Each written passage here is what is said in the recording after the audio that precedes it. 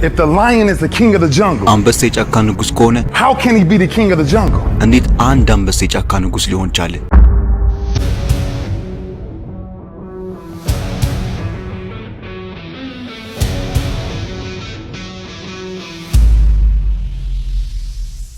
If he's not the biggest, ልንገር ጀግንነትን በእንስሳ መልኩ አሳየኝ ብትለኝ ይህንን አንበሳ አሳያለሁ።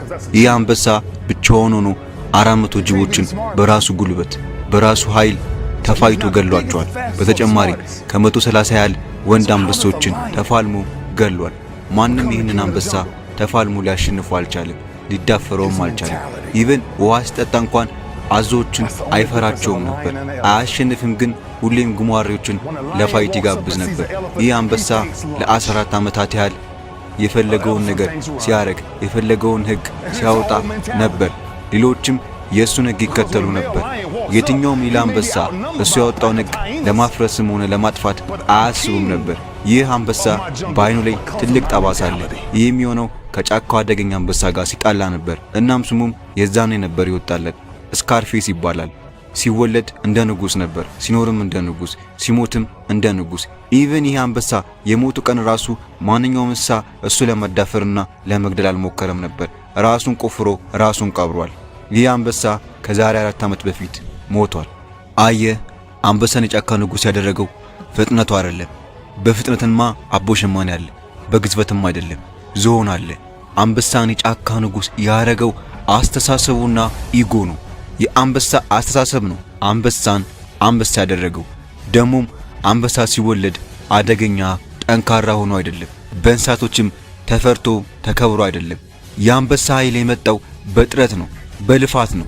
ለዛ ነው አንተም አስተሳሰብህን ቀይረ አመለካከትህን ቀይረ መልፋት መስራት አለብህ። ምክንያቱም ከልጅነት ጀምሮ ጠንካራ ሆነ በሰዎች ተከብረ ተፈርተ አትፈጠርም ወይ ደግሞ አትወለድም። ከላይ እንደነገርኩ አንበሳን አንበሳ ያደረገው ፕሮሰሱ፣ ሂደቱ፣ ፍጋቱ፣ ሩጫው ነው። አንበሳን አንበሳ ያደረገው ጉልበቱን ያገኘው በእንስሳቶች የተፈራው የተከበረው። በአንበሳ አስተሳሰብ ውስጥ በቃ የሚባል ነገር የለም። ያሰበውን ነገር እስኪይዘው እስኪያድነው ድረስ ሁሌም አደን ውስጥ ነው። ሁሌም ሩጫ ላይ ነው። ሁሌም ፍጋት ላይ ነው። ይህም ነገር ነው አንበሳን ዲቨሎፕ ያደረገው፣ ጠንካራ እንዲሆን ያደረገው። አንተም ጋር ስንመጣ ስትወለድ ጠንካራውን አይደለም፣ ሰዎችም እያከበሩ እየፈሩም አይደለም። ከተወለድክ በኋላ የምታረገውና የምትሰራው ነገር ነው አንተን የሚያስከብር የሚያጠነክር። ግን ምን ያህል ጊዜ ነው ባለ ኢጎና ሜንታሊቲ ሰዎች የሚንቁ ሰዎች ሙድ የሚይዙብህ? ምን ያህል ጊዜ ነው ለሰዎች ፊት የምትሰጠው? ችግሩ እኮ አንተ ጋር ነው። ሰዎች ፊት ለፊት ራስን እንደማስከበር ወንድ እንደመሆን ራስን ታስንቃለህ። እነሱ ፊት ለፊት ራስን እንደማጠንከር ራስን ከነሱ በላይ አድርገህ እንደማየት ራስን ዝቅ ታደርገዋለህ። እነሱ አንተ ላይ እንዲሳለቁ እንዲቀልዱ እድሉን ትከፍትላቸዋለህ፣ ዝም ትላቸዋለህ።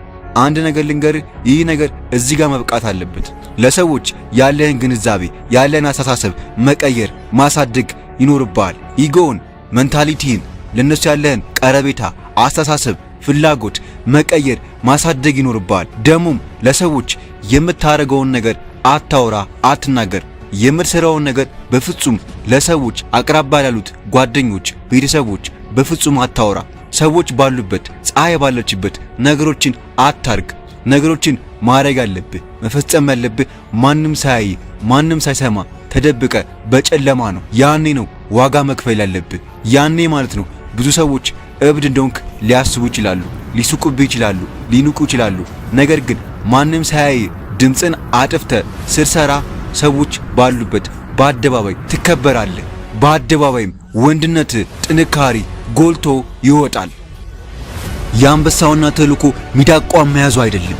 የአንበሳውና ተልእኮ አደኑ ነው፣ ፕሮሰሱ ነው። እውነተኛ አንበሳ ፕሮሰሱን ነው የሚወደው። ሚዳቋ ስትሮጥ ማየት ደስ ይለዋል። አብዛኞቻችሁ የፈለጋችሁትን ጥንካሬ የፈለጋችሁትን ብር የፈለጋችሁትን ኑሮ ልትኖር ያልቻላችሁት ፕሮሰሱን ወይ ደግሞ ሂደቱን ስለማትወዱት ነው። ይህ የሚሆነው በአስተሳሰባችሁ በአመለካከታችሁ በኢጓችሁ ነው። እውነተኛ ወንድ ነኝ ብለህ የምታስብ ከሆነ እውነተኛ አንበሳ ነኝ ብለህ የምታስብ ከሆነ ሪዛልቱን ሳይሆን ፕሮሰሱን ነው መውደድ ያለብህ። ምክንያቱም ፕሮሰሱና ሂደቱ ነው ወደ ሪዛልት የሚወስድ። ለምንድነው ሰዎች የሚያከብሩ?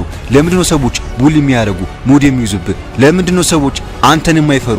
ለምንድነው ሰዎች ሁሌም ወደ አንተ እየመጡ የሚተናኮሱ የሚደበድቡ አስተሳሰብን ስለማታሳድገውና ስለማትቀይረው ነው። አሁን ያለን ፐርሰናሊቲ ስለማታሳድገውና ስለማትቀይረው ነው። ሰዎች እንዲፈሩ ከፈለክ፣ ሰዎች እንዲያከብሩ ከፈለክ ቀድሞ የነበረውን ማንነት፣ ኢጎ፣ ሜንታሊቲ መግደል፣ መቀየር፣ ማሳደግ ይኖርብሃል። እውነት በሰዎች መከበር፣ መፈራት ከፈለክ ኢጎውን ቀይረው፣ አስተሳሰብህን ቀይረው። የማያከብሩ ሰዎች እንዳታከብር፣ አንተን የማይመጥኑ ሰዎች ጋር እንዳትውል፣ አንተን የሚጎዳ ነገር ካወሩ እንዳትስቅላቸው፣ በመንገድ ሊገቡ ከመከሩ ዝም እንዳትላቸው፣ ከማይጠቅሙ ሰዎች አጠገብ ጥፋ። ያልከውን ነገር አድርግ። ፕሮሰሲንጉን ወይ ደግሞ ሂደቱን ውደደው። እዚህ ምድር ላይ የምናደርገው የምናፈራው የምንሆነው ነገር በሙሉ በአስተሳሰባችን ነው። በህይወት ውስጥ ድክመት ብዙ ይሆናል። ድሃ ልትሆን ትችላለህ። ገንዘብ ላይኖር ይችላል። ዕውቀት ላይኖር ይችላል። የምትፈልጋቸው ነገሮች፣ ውጫዊ ነገሮች፣ ቁመት፣ መልክ ላይኖር ይችላል። ሰዎችን አይተ የምትቀናበት ነገር አንተ ውስጥ ላይኖር ይችላል። ግን ልዩነት ፈጣሪ እሱ አይደለም፣ አስተሳሰብና አመለካከት ነው ልዩነቱን የሚፈጥረው። አመለካከት ማለት አንድን ነገር የምናይበት የምንመለከትበት የእይታ ነጸብራቅ ነው። ራስን ዝቅ አድርገህ የምታይ ከሆነ ሰዎች አያከብሩ። ራስን እንደ ድሃ ካየው ሀብት መቼም ወደ አንተ አይመጣም። በጫካ ውስጥ እኮ አመለካከት ብቻ አንዱን በይ አንዱን ተበይ አድርጎታል። ስለዚህ ሁሌም ቢሆን አነስተኛ አስተሳሰብ ያለው ሰው የተሻለ ህይወት አይኖረውም። አንዳንዴ እኮ ማለት ነው ጠንክረህ ስለሰራ ረጅም ሰዓት ቁጭ ብለህ ጠንክረህ ስለሰራ አይደለም የሚያልፍልህ። አንዳንዴ ቁጭ ብለህ ጠንክረህ ማሰብ ማስተዋል ይፈልጋል። ለምሳሌ 6 ቁጥርን ብንመለከት በዚህ ጋር 6 ቁጥር ነው፣ በዚህ ጋር ደግሞ 9። ስለዚህ ልዩነት ፈጣሪው ገንዘብ፣ ሀብት፣ ዕውቀት፣ ጉልበት፣ ዲግሪ፣ ማስተርስ አይደለም። ልዩነት ፈጣሪ አስተሳሰብህ ነው። እዚህ ምድር ላይ እያንዳንዱ ሰው አለባበሱ ይለያያል፣ የባንክ አካውንታቸው ይለያያል፣ የፀጉር ስታይላቸው ይለያያል፣ የህይወት አኗኗራቸው ይለያያል። የተለያየ አስተሳሰብና ኢጎ ነው ያላቸው። ስለዚህ ገንዘብን የምታይበት የተለየ መንገድ አለ። ፍቅርን የምታይበት የተለየ መንገድ አለ። ጓደኝነትን የምታይበት የተለየ መንገድ አለ። ትዳርን የምታይበት የተለየ መንገድ አለ። ፈጣሪን የምታይበት የተለየ መንገድ አለ። ቢዝነስን የምታይበት የተለየ መንገድ አለ። ራስን የምታይበት የተለየ ሜንታሊቲ ኢጎ አለ። ስለዚህ ስትወለድ ጠንካራ ሆነ አይደለም አንተን የሚያሳድግ የሚቀይር የሚያጠነክር በሰዎች የሚያስከብር ፕሮሰሲንጉ ሂደቱ ማይንድ ሴቱና ኢጎ ነው። አንተም ብትሆን የፈለከውን ኃይል፣ ገንዘብ፣ ጥንካሬ፣ አመለካከት፣ ኢጎ፣ አስተሳሰብ ማግኘት ከፈለክ ግዴታ ማድረግ ያሉብን ነገሮች ማድረግ ይኖርባል። ፕሮሰሲንጉን ሂደቱን መውደድ ይኖርባል። ስፖርተኛ ከሆንክ ጂም ሄደ ስፖርት መስራትን መውደድ ያለብህ። ገንዘብ ይኖር ከፈለክ የቢዝነስ ፕሮሰሲንግ ወይ ደግሞ ሂደቱን ነው መውደድ ያለብህ። ራስህን በሰዎች ማስከበር ከፈለክ ማይንድ ሴትህን አመለካከትህን ነው ማሳደግ መቀየር ያለብህ። በሰዎች ለመወደድም ለመከበርም ኢጎን አስተሳሰብህን ነው ማሳደግ መቀየር ያለብህ። ስለዚህ አስተሳሰብህ፣ አመለካከትህ፣ ኢጎ በጣም ኢምፖርታንትና አስፈላጊ ነገር ነው ለዚህ ምድር ራስን ለማስከበር። ስለዚህ ይህንን አንበሳ ለመሆን ዝግጁ ነህ?